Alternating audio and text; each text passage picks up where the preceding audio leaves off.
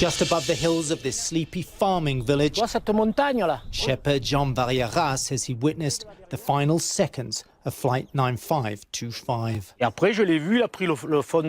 saw the plane heading down along the valley and I said, my God, it's going to hit the mountain. I ducked my head and said, that's going to be spectacular.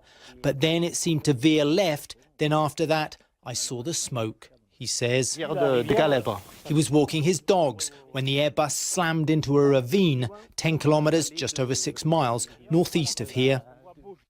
That was a week ago.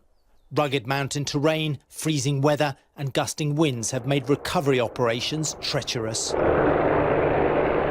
But Rescue Chief Captain Yves Nafrachou believes the most painful task may soon be complete, way quicker than initially forecast.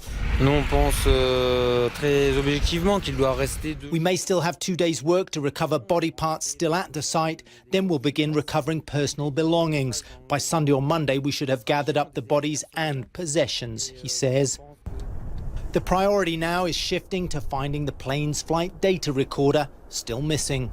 Investigators have a hunch it may be buried. Once all the body parts are removed, we'll begin to rake to remove gravel and pieces of soil.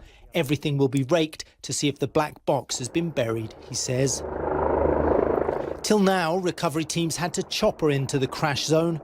But on Tuesday, for the first time, a team of 35 rescuers, including investigators and expert mountaineers, drove in by 4x4, thereby speeding up their efforts. Back to base as another day combing for wreckage and remains comes to a close. Captain Florian Austrie heads one of the teams. He's telling me that today the winds were up to about 80 kilometers an hour, about 50 miles an hour, and at some points it was just too tough almost to stand up. That's why his crampons and his axe came in handy. Like the other men, he's taking this job very personally. He vows he'll do his best to bring all the remains down from the mountain. The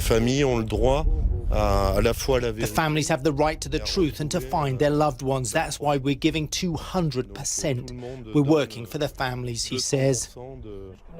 Back on his farm, Jean Variera is still shaken up. It's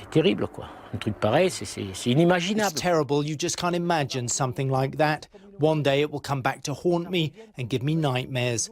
I'm never catching a plane again, he says. For him and the families of the dead, that nightmare may never fade.